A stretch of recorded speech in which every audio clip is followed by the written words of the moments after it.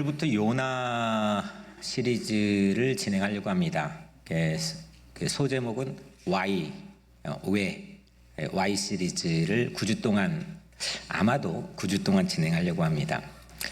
요나 하면 여러분들은 뭐가 가장 먼저 떠오르십니까? 요나 이야기는 아시죠? 예. fish, 영어로 또 예, 물고기가 가장 먼저 떠오르죠. 저도 그러더라고요. 어린 시절에 주일학교 다니면서 선생님이 들었던 이야기인데, 야, 어떻게 그런 일이 일어나지? 너무 충격적이잖아요. 예, 그래서 그 물고기가 요나하면 가장 먼저 떠오르는 것 같습니다. 그런데 실제 요나는 4장으로 이루어져 있는데, 그 4장에서 물고기는 얼마나 나올까요? 딱 2절 나옵니다. 1장의 마지막 17절과 2장의 첫 번째 있는 1절에 딱 2번 물고기에 대해 나오는데, 물고기가 그렇게 중요하고 우리에게 강한 인상을 줬다면 좀 물고기에 대한 설명이 필요할 거 아닙니까? 물고기가 어떻게 생겼고 무슨 종류고 어디에 살고 또 뭐 어떻게 생겼고, 근데 물고기에 대한 설명 전혀 없습니다. 그래서 그만큼 물고기가 우리에게 주된 관심은 아닌 거죠. 도리어 이 요나 안에, 이번에 제가 휴가 가서 그 한 달 전에 휴가 가서 요나를 그 휴가 기간 동안 한 50번 정도 읽은 것 같고, 그 말씀을 한 달 동안 준비하면서 적어도 한 100번 이상은 제가 읽은 것 같은데, 야, 요나서 안에 이렇게 다양한 삶의 주제들이 있다고 하는 사실을 저도 미처 알지 못했습니다. 그래서 사는 게 뭔지, 그 삶을 산다는 게 뭔지, 또 잘 산다는 건 어떤 건지, 그거를 이 왜라고 하는 질문을 이 책에 던지면서 9주 동안 9개의 Y를 통해서 우리가 함께 각자에게 다양한 하나님 주신 답들이 여러분들에게 채워지기를 주의 이름으로 축원합니다. 강한데 온유하기 어렵거든요. 또 믿음이 깊고 신실한데 좀 배타적이지 않고 포용적이기 쉽지 않거든요. 또 자유로운데 뭔가 이 진리에 강하게 붙들리는 것도 쉽지 않아요. 이 두 가지가 같이 이 꽈배기처럼 우리 각자의 9주 동안 우리에게 주어질 답을 기대하면서 강하지만 온유하고, 또 신실하지만 폭넓고 개방적이고 자유로운 듯하지만 진리에 붙들려 살아가는 우리의 삶을 좀 기대해 봅니다. 이제 좀 들어가 보겠습니다. 오늘은 1장 1절부터 3절인데 제목은 왜 피하는가 입니다. 첫 번째론, 요나는 피했습니다. 이 사건으로부터 오늘 이 전체 요나 이야기가 이제 진행이 되죠. 특히 3절, 오늘 3절에 보면 그러나 요나가 여호와의 얼굴을 어떻게 해요? 피하려고. 그러니까 요나는 피할 작정을 했습니다. 그것도 하나님을 피했습니다. 우선 상식적으로 여러분들의 입장에서는 하나님을 피하는 게 좋아요? 안 피하는 게 좋아요? 안 피하는 게 좋죠? 여러분들은 하나님을 피할 때가 있습니까? 없습니까? 그건 뭐 있어요. 예. 속으로 대답해도 되겠어요? 라고 말할 참인데, 그러니까 피하려고 어떻게 했냐면 다시스로 도망을 가려고 합니다. 그래서 다시스는 지금의 스페인 남부로 추정이 돼요. 3곳 정도 추정이 되는데, 북아프리카의 카르타고라고 하는 지역과 또 뭐 내륙에 있는 지방, 근데 가장 이제 이름적으로 흡사한 이 스페인 남부에 있는 이 다시스라고 하는 지정으로 추정되는 곳으로 도망하려고 합니다. 그래서 이스라엘 지형에서 지중해로 붙어 있는 서쪽의 해안의 항구, 우리 장순성 목사님도 그때 성지순례 때 함께 갔는데, 거기 요빠라고 하는 곳에 이제 배를 타려고 거기에 갑니다. 근데 이 피하는 것, 요나가 피하려고 하는 것, 또 피하는 것 그 하나로, 피하면 감춰져야 되잖아요. 그 피하면 숨겨져야 되잖아요. 근데 그 피한 행동 하나로 요나의 인격, 그가 가졌던 신앙, 그의 가졌던 삶의 기대, 그 모든 것들이 그냥 고구마 이렇게 잡아 끌면 쭉 끌려 나오듯이 딱 끌려 나와서 오픈돼 버립니다. 그게 요나서입니다. 그러니까 피했는데 사실은 피하지도 못하고 도리어 의도적으로 마치 공개를 해버리는 것처럼 그 피하는 행동 하나로 요나의 모든 것들이 그대로 고스란히 공개돼버리는 모습이 요나서에 담겨 있습니다. 그래서 요나 Y 시리즈 첫 번째 설교 제목으로 왜 피하는가? 이유를 좀 알아야 될 거 아닙니까? 여러분들은 무엇을 주로 피하고 싶어 하십니까? 또 뭘 피해 왔습니까? 가장 인상 깊었던, 또 아니면 반복적으로 나에게 피하고 싶었던 것은 무엇이었습니까? 자식이 속썩이면 자식 피하고 싶을 때도 있죠. 그리고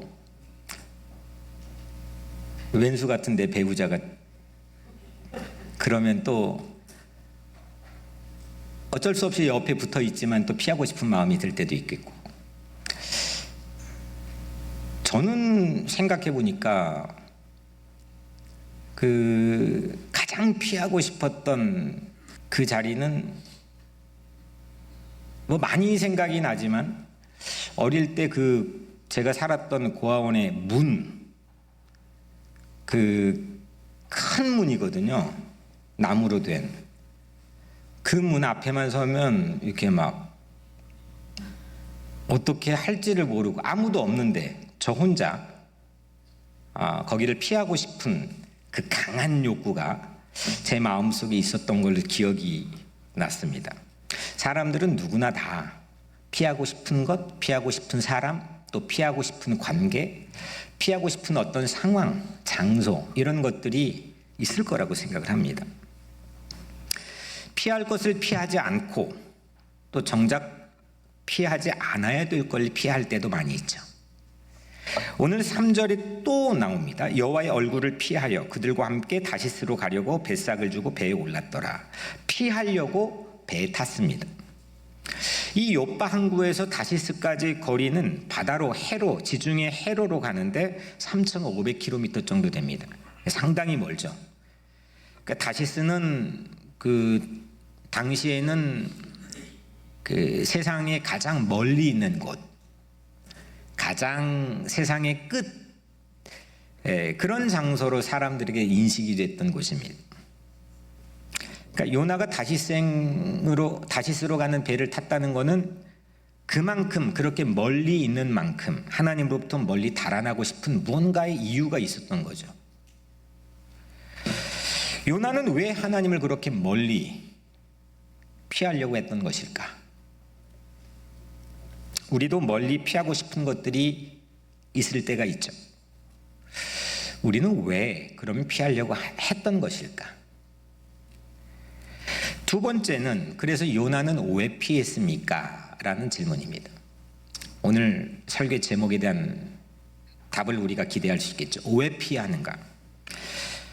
요나가 피하려고 했던 거는 하나님의 말씀을 듣고 난 직후이죠. 그러니까 그 말씀으로부터 뭔가의 반응을 한 겁니다. 그 말씀에 대한 내용이 무엇일까요? 이제 두 번째로 2절을 보면, 2절 우리 같이 한번 읽어보겠습니다. 시작. 너는 일어나 저 큰 성읍 니느웨로 가서 그것을 향하여 외치라. 그 악독이 내 앞에 상달되었음이니라 하시니라. 아멘. 하나님이 요나에게 명령을 주었어요. 네, 요나에게 일어나라. 우선 일어나라. 네가 선 이스라엘 땅에서 일어나라. 그리고 큰 도시 니느웨로 가라. 가서 거기서 니느웨의 악행을 경고해라. 이게 하나님께서 요나에게 준 말씀이었어요. 가서 경고를 해라. 지금 그들의 악행이 내 앞에 다 보여진다. 가서 경고해라. 하나님의 심판을 아예 면할 가능성이 없다면 경고할 필요가 있을까요? 없을까요? 없는 거죠. 뭔가 바꿔서 뭔가 개선시켜가지고 뭔가 기회를 주기 위함이 이 말씀 안에는 포함되어 있는 거죠. 만약에 그렇게 개선해서 쓸만한 도시로 바꿀 마음이 없다면 그냥 심판하면 되시는 거겠죠. 요나는 누구보다도 이걸 잘 알고 있었어요. 니느웨는 어떤 도시였냐면 이스라엘에서 다시스까지는 몇 킬로미터 정도 된다 그랬죠? 3,500킬로미터. 이스라엘에서 니느웨까지는 1,200킬로미터 정도 됩니다. 그러니까 3배 정도 되는 더 가까운 거리죠. 다시스까지는 바다로 가야 됩니다. 해로로. 훨씬 더 위험 부담이 아주 큽니다. 여기는 사막을 통과하긴 하지만 그래도 육로로, 그러니까 위험 인자들이 훨씬 더 적은 육로로 가는 길입니다. 근데 왜 요나는 그렇게 더 멀리, 더 위험한 바다로 피하려고 했던 것일까? 우선 니느웨를 우리가 보면은 뒷부분에 보면은 당시 니느웨에 살고 있던 인구가 12만 명 정도 됩니다. 아시리아라고 하는 이름을 가진 제국의 수도였습니다. 당시 세계를 제패했던 제국입니다. 니느웨는 세계 제1의 도시였습니다. 지금 우리가 살고 있는 뉴욕에 비견할 수 있는 도시입니다. 요나가 특히 살고 있던 그 시대에 이 니느웨라고 하는 도시의 힘은 최고의 절정이었습니다. 가장 위세를 자랑했던 그런 시대입니다. 제가 요즘에 맨하탄 좀 공부를 하고 있거든요, 혼자. 근데 맨하탄에 1902년, 3년, 4년 그때 집중적으로 다리가 놓아지고 건물이 세워지고 뭔가 계기가 만들어진 그런 순간이 있었는데 그때 2차 대전 끝나고 또 어려움으로 내려왔다가 브로드웨이가 다 망했다가 또 다시 올라갔다가 뭐 여러 가지 과정들이 있습니다. 한 도시가 일어나고 떨어지고 하는 데는 여러 가지 요인들이 있습니다. 근데 이 니느웨라고 하는 도시는 요나가 살고 있는 시대에 가장 잘 살았습니다. 그리고 가장 발전된 도시였고 가장 그 힘을 자랑했던 그런 도시였습니다. 그런 도시를 포함한 아시리아 제국이 요나가 살고 있는 시대에 이스라엘에게 조공을 받기 시작했고 급기야 BC 722년에 그 예루살렘을 포위하고 결국 파괴해버렸고 멸망을 시켜서 지도에서 사라지게 했고 거기에 살고 있는 사람들을 포로로 끌고 갔습니다. 20년 전 방문했던 제가 공부할 때 런던에서 그 방문했던 대형 박물관에 제가 봤던 벽화 하나가 기억이 났습니다. 이스라엘을 포로로 끌고 가는 이 아시리아 제국에 얼마나 잔인했는지 그거를 이 벽화의 큰 한 방, 이 예배당보다 더 큰 그런 게 벽화로 쭉 있는데 아주 섬세하게 중간중간 작게 그 장면들이 그 벽화에 담겨 있었습니다. 이스라엘 사람 포로를 밧줄로 몸을 잡아당겨서 산채로 가죽을 벗긴 장면입니다. 그리고 그 다음에 이건 머리를 철퇴로 내리치고 또 그 다음에 칼로 참수를 하고 그 다음에 참수된 이 상태에서 장대에 매달아서 가족이 들고 행진하게 있고 희생당한 가족이 들고 행진하게 있고 참수된 그런 상황이 그 다음에 이거는 사지를 다 잘랐죠. 손 발을 잘랐는데 한쪽 손만 놓아둡니다. 저렇게 한쪽 손을 남긴 것은 그 손을 아시리아 군인이 잡고 조롱하기 위해서 죽어가는 사람을 조롱하기 위해서 저렇게 잔인한 행동들을 했다고 합니다. 그 밖에도 여러 가지가 있는데 이 정도만 제가 보여드리겠습니다. 이런 잔인한 이 만행들이 제가 20여 년 전에 봤던 대형 박물관 벽화에 담겨 있었습니다. 이 과정에 살아남은 사람들이 포로가 되는 거고, 그 포로는 정말 야만적인 대우를 낯선 땅에서 견뎌내야 됐습니다. 그게 니느웨입니다. 일명 요즘 말로 하면 테러 국가입니다. 요나 생애 내내, 요나가 살던 내내 이 아시리아는 이스라엘을 괴롭혔고 그 심장부가 니느웨였던 셈입니다. 하나님은 바로 이 나라 수도인 니느웨로 요나 보고 가라, 가서 내 경고를 외치라, 이렇게 요나에게 말씀을 주었습니다.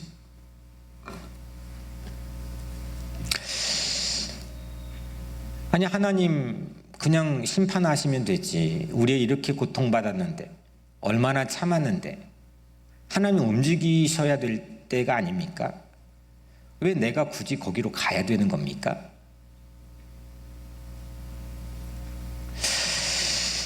하나님 혹시 그들을 뭔가 자비를 베풀어서 뭔가 바뀌실 요량이십니까? 이런 거를 그 누구보다도 요나는 잘 알고 있었습니다. 선하신 하나님이신데, 정의로운 하나님이신데 어떻게 아시리아 같은 악행을 저지른 민족에게 자비를 맛볼 일만의 가능성을 주실 수 있는 겁니까? 너무하는 거 아닙니까? 대체 하나님은 왜 자기 백성의 원수들을 도우시려고 하는 것입니까? 그러니까 이런 하나님의 말씀은 요나의 입장에서는 도통 말이 되지 않는 겁니다. 더욱 요나에게 그 말씀이 말이 안 되는 건 요나가 살아온 삶의 모습입니다. 요나의 같은 동시대에 활동했던 예언자들은 아모스와 호세아입니다. 저는 호세아를 전공한 사람인데, 이 아모스와 호세아는 당시 왕의 통치가 불의하다고, 이스라엘 왕의 통치가 불의하다고, 이러면 망합니다 라고 계속 그 아시리아가 침공하기 어간에 외쳤던 예언자들입니다.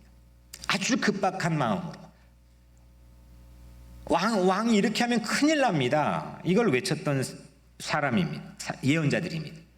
그런데 요나는 좀 다릅니다. 요나는 당시 여로보암 왕의 강력한 군사정책을 지지했습니다. 만약에 가정해 본다면 1944년도에 2차 대전이 막 한창일 때 유대인 한 사람을 뽑아가지고 저 독일 베를린 한복판에 가서, 나치 심장부인 한복판에 가서 그들의 마음을 바꿀 수 있도록 가서 시도해라, 그렇게 한다면 어떨까요? 만약 같은 해인 1944년 한국인 한 사람을 뽑아가지고 저 일본 도쿄에 가서 일본 제국주의 회개를 위해서 애쓰고 외치라 라고 한다면 어떨까요? 물론 그러다가 그 다음 해인 1945년 독일에서는 보네퍼가 죽었고 일본에서는 윤동주가 죽었습니다. 그런데 그거는 매우 드문 케이스고, 요나에게 지금 니느웨에 가라고 하는 것은 그런 셈인 겁니다. 일종의 자살 행위이고, 거기에 효능감을 기대할 수 있는 어떤 근거도 없고, 자칫 더욱더 친제국주의적인 행동으로 비춰질 우려도 많습니다.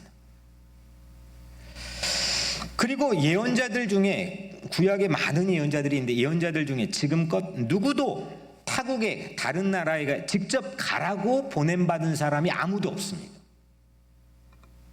요나에겐 이 말씀은 충격적인 겁니다. 그냥 이 말 듣지 왜 안 들어가지고 이렇게 고생해 라고 쉽게 말할 수 있는 계제가 아닙니다. 충격적인 겁니다. 받아들이기가 매우 어려운 겁니다. 그래서 요나는 3배나 더 멀고 더 위험을 감수해야 되는 바닷길로 피했습니다. 우리는 이 상황에 놓여본 적이 있습니까? 정말 받아들이기가 어려워요. 납득이 안 돼요. 이유를 찾을 수가 없어요. 어떤 근거도 없고. 이치에도 맞지 않아요. 그런 디렉션을 받았거나 그런 상황에 놓여 있다면 여러분이라면 어떻겠습니까?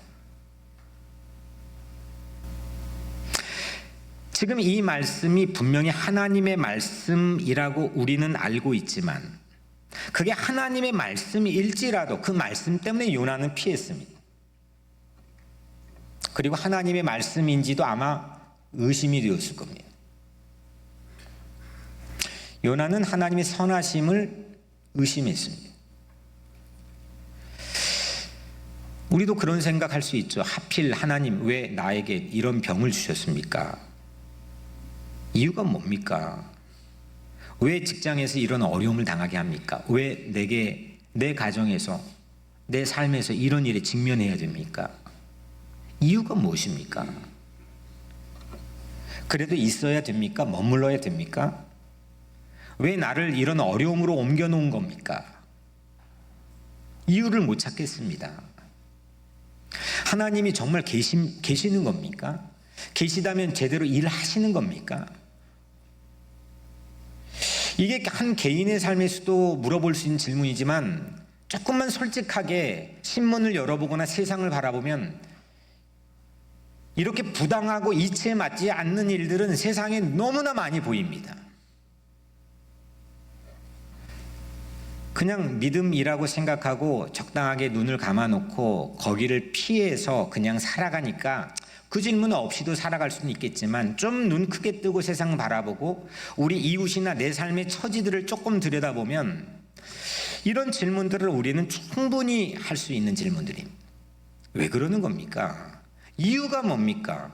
마땅한 합리적인 근거가 있는 겁니까? 그래서 우리는 그 자리를 피하기도 합니다. 이런 일이 벌어질 때 우리는 결정을 하죠. 어떻게 하냐? 그리고 내가 생각하기에 이유를 아는 쪽으로 결정합니다. 이유를 모르는 쪽보다, 이유가 받아들여지지 않는 쪽보다 이유를 아는 쪽으로 결정을 하는데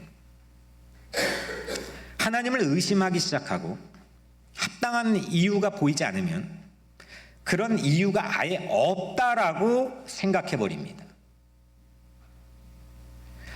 아담과 하와, 좀 약간 깊은 얘기인데 아담과 하와를 예로 들어보겠습니다.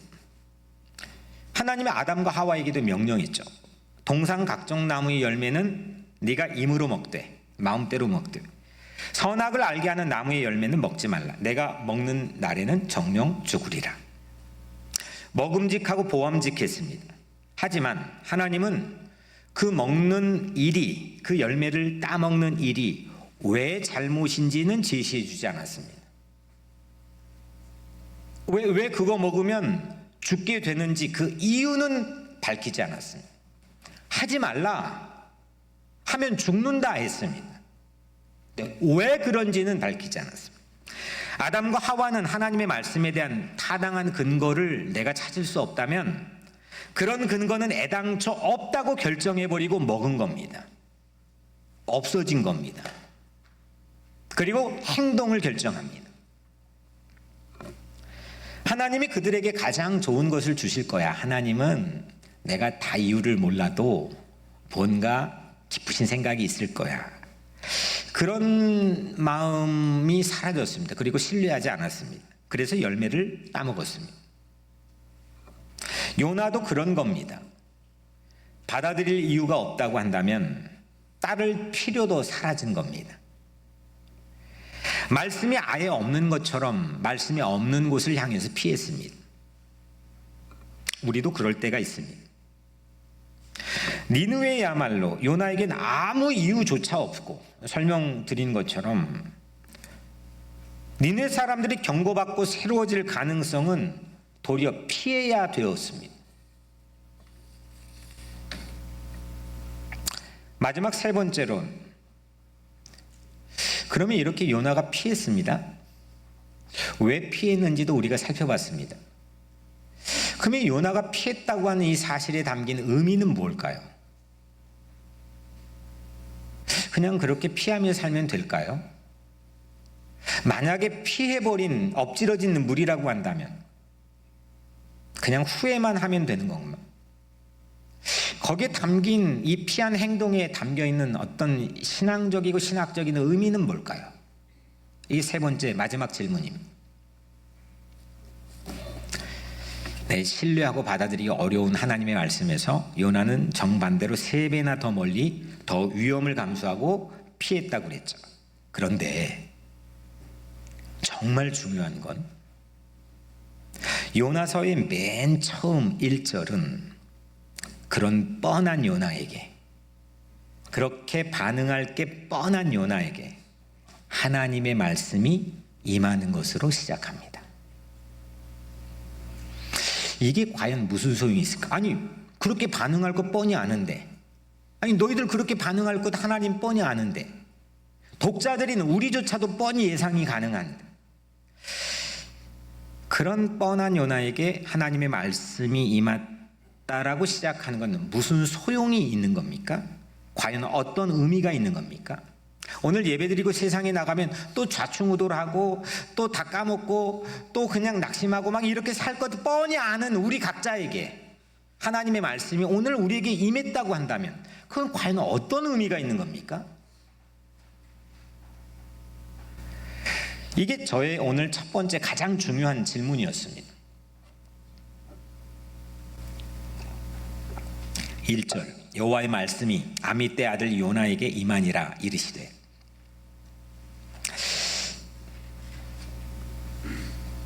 너무 의아했습니다. 왜 이렇게 3절에 반응할 것 뻔히 알고 2절에서 그렇게 반응할 수밖에 없는 처지를 뻔히 아는데 왜 1절에선 하나님의 말씀이 요나에게 임했다라고 하는 걸로 파격적인 시작을 했을까? 그 말씀이 요나에겐 당혹스러웠고 요나는 결국 그 말씀을 피할 것이 뻔한데 요나에게 그 말씀이 한사코 임하는 것으로 시작을 하는 이유는 뭘까? 특별히 다른 예언서와 다르게 이 요나라는 인물 소개도 굳이 하지 않습니다. 엄청난 생략입니다. 요나에게 자유로운 선택이 주어진 말씀, 한번 선택해봐. 이렇게 주어진 말씀, 그 말씀을 신뢰할 거냐 불신할 거냐, 그 말씀을 따를 거냐 거절할 거냐, 그 선택을 포함하고 있는 그 말씀. 그런데 그 말씀이 팽당할 것 뻔한데 그 말씀이 요나에게 임한 걸로 시작을 하고 있는 건 무엇 때문입니까? 요나는 그 말씀을 분명히 피했죠. 우리가 봐도 왜 피했는지 충분히 납득이 갈 정도입니다. 그런데 이 말씀은 요나가 그렇게 반응하는데도 불구하고 요나를 끝까지 추적합니다. 놓치지 않고 끝까지 붙어 다닙니다. 욥바 항구에서 다시스로 가는 배를 탈 때에도 그 말씀은 요나에게 붙어 있었고, 항해 도중 풍랑이 일어 본인은 거기서 피해가지고 저 밑에 가서 잠을 자고 있는데 거기에서도 그 말씀은 붙어 있고, 그 풍랑에 몸을 던진 순간에도 물고기를 준비해 그 말씀은 요나를 추적합니다. 계속 추적합니다. 물고기 뱃속에서 사경을 헤매 이젠 더 이상 살 구멍이 없는 상황에서도 그 말씀은 요나에게 붙어 있습니다. 심지어 요나가 한심한 모습을 마지막까지, 이 책은 열린 결말, 굳이 스포를 오픈할 감출 필요가 없이 그냥 독자에게 결말 해석을 맡기는 열린 결말이에요. 이 말씀은 요나의 전 인생의 요나의 반응과 상관없이 요나를 계속 붙어다니며 추적합니다. 우리는 내가 선택하는 것이 내 인생 전체 그림의 퍼즐 같다고 생각합니다. 그래서 잘 선택해야지. 그 선택할 근거를 잠깐이라도 한눈 팔지 않고 정신 똑바로 차리고 그 선택할 근거를 내가 가져야지. 배워야지, 경험해야지, 참아야지. 내 선택에 대한 힘을 유지하기 위해 무진장 노력합니다. 그게 내 인생의 라이프의 전체 그림으로 생각합니다.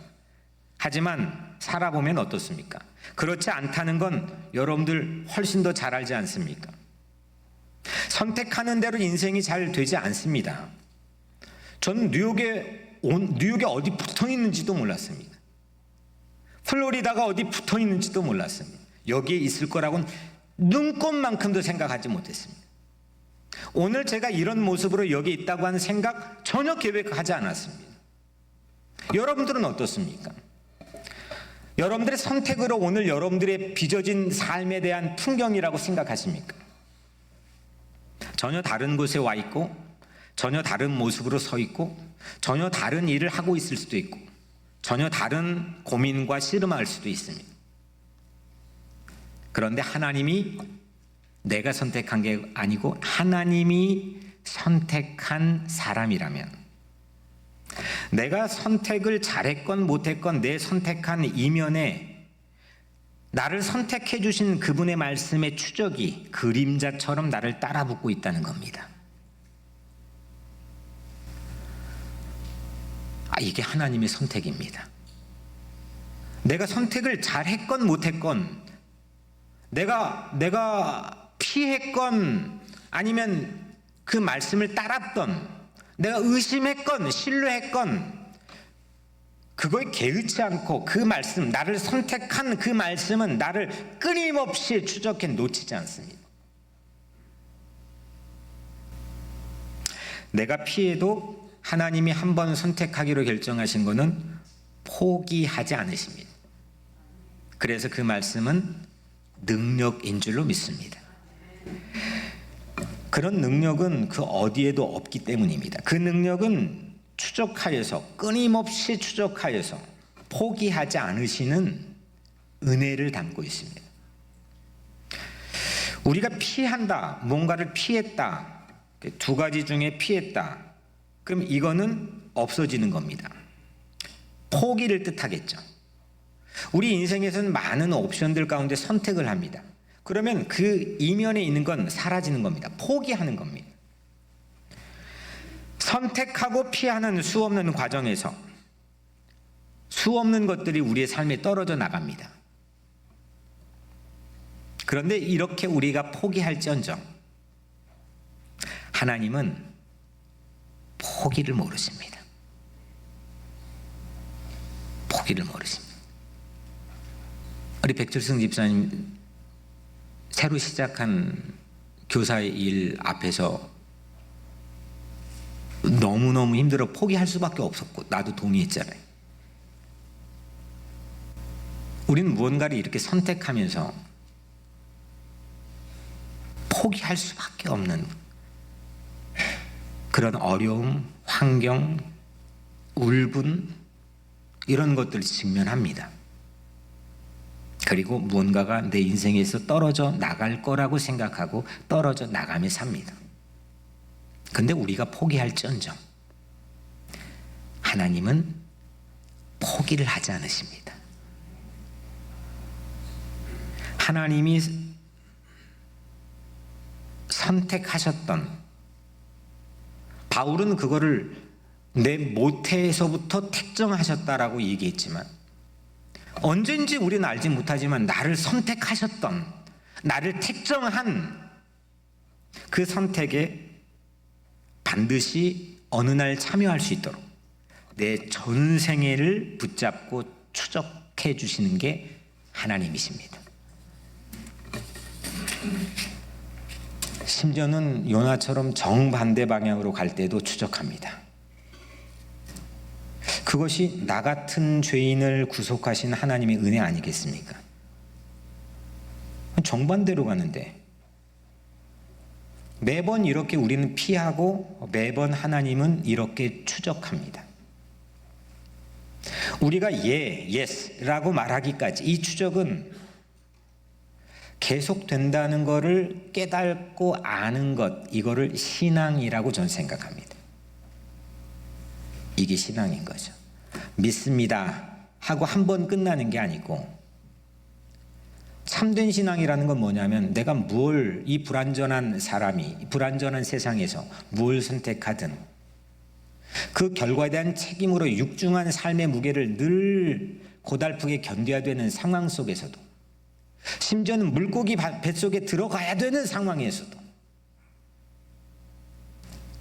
나를 포기하지 않으시고 나를 붙잡고 어디선가 나를 추적해 오시는 그 말씀, 그 말씀을 깨닫는 것, 그 말씀을 아는 것, 그 말씀에 담긴 심정과 숨결을 아는 것, 그것이 신앙 아닐까요? 이런 이유로 신앙은 우연에서 벗어나서 섭리를 깨닫게 되는 겁니다. 둘 중에 50-50, 하나를 선택하면 하나 떨어져 나가는, 그래서 이게 인생이 마치 모든 게 우연인 것처럼, 그것도 근거 없거든요. 사실은 근거 있는 것처럼 하지만, 우주가 빅뱅에 의해서 만들어졌다지만 그걸 누가 봤습니까? 무슨 근거입니까? 교묘하게 과학처럼 얘기하지만 그게 무슨 근거입니까? 모든 게 우연에서 비롯된 것처럼 그렇게 생각하고 살아가는 인생에서 벗어나, 여기에는 섭리가 있구나, 계획이 있는 거구나, 이거를 깨닫게 되는 게 진짜 깊어지는 신앙 아니겠습니까? 하나님은 지칠 줄을 모르시고 인내하시면서 우리를 끊임없이 추적해 오시는 줄로 믿습니다. 모든 수단들을 다 동원하세요. 심지어는 요나에게는 박넝쿨, 그 조그만한 하찮은 박넝쿨도 동원하시고 큰 물고기도 동원하시고 이래저래 다 동원해서 그 불타는 그 말씀에 담겨있는 사랑을 가지고 우리를 추적해 오십니다. 심지어는 자기의 그 소중한 아들 예수를 죽이는 십자가의 자리까지도 나를 추적해 오십니다. 시편 23편 6절, 다윗이 지은 그 참 놀라운 시구죠. 내 평생의 선하심과 인자하심이 반드시 나를 따르리니. 한번 따라해 볼까요? 내 평생의 선하심과 인자하심이 반드시 나를 따르리니. 여기서 따르리니는 히브리어 원문에 라다프라고 되어 있는데, 이 라다프는 영어로는 chase after입니다. 이 chase는, 라다프는 어떤 의미냐면, 어떤 맹수가, 최고의 맹수가 먹이를 받는데 내가 그걸 잡을 때까지 추적하는 게 라다프입니다. 절대 놓치지 않습니다. 그러니까 이게 우리 그 임성준 장로님이 일하는 체이스 뱅크의 어원입니다. 라다프가. 와우. 선하시고 인자하신, 이거는 원문으로 옮겨놓을, 한글로 옮겨놓을 도리가 없습니다. 그래서 선하시고 인자하심이라고 했는데 원문에는 헤세드입니다. 이건 인애, 자비, 선하심, 그냥 뭐 이렇게 인간의 언어로 표현이 불가능한 단어입니다. 헤세드. 그래서 이거를 그리스 말로 바꾸려고 하는데 이스라엘 말에는 이게 있는데 그리스 말에는 없는 거예요. 그래서 만들어낸 신조어가 아가페입니다. 이 하나님의 놀라운 사랑, 설명이 안 되는, 측량할 수 없는 사랑, 이 사랑이 매일 평생 나를 추적해 주신다는 겁니다. 그리고 어느 날 우리를 항복하게 하시는 거죠. 내가 하나님 앞에 항복하는 바로 그때가 우리에겐 가장 자유롭고 안전한 때라는 믿음을 갖기를 바랍니다. 이걸 다윗은 알고 고백한 거죠. 내 평생에 선하심과 인자하심이 반드시 나를 chase after 따르리니.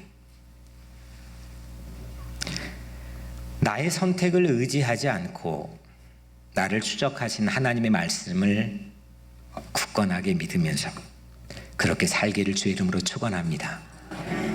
사랑하는 여러분, 사실 요나처럼 저도 피했습니다.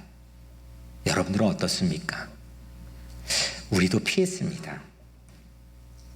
피하는 선택에 마땅한 이유가 있기도 했습니다. 내 선택의 이유는 하나님 선택의 소멸을 뜻하기도 합니다. 그 내가 피하는 선택의 책임 때문에 때로는 매우 무겁고 힘들기도 했습니다. 그래서 피하는 선택이 어렵기만 합니다. 그러나 하나님은 선택하신 우리에게 처음부터 오래전부터 말씀하셨습니다. 내 인생 전체에 내 선택에 무관하게 내 선택에 상관없이 나를 따라 붙고 있는 줄로 믿습니다. 나를 포기하지 않고 나를 놓지 않고 내 평생에 선하심과 인자하심으로 chase, 추적하고 계시는 줄로 믿습니다. 거기가 십자가입니다. 모든 이유가 없는데도 불구하고 거기에 오르신 하나님의 선택, 그 십자가의 사랑으로 우리는 모든 이유를 얻게 됩니다. 하나님의 사랑이 폭발하는 그 십자가의 자리까지 나를 거절하지 않으시고 나를 놓지 않으시고 나를 붙잡아 주신 하나님을 사랑하기를 바랍니다. 그분이 나의 좋으신 하나님이십니다. 하나님의 선택에 붙들려 있다는 것을 신뢰할 때 이제 우리는 더 좋은 근사한 선택을 여러분들이 하게 될 줄로 믿습니다.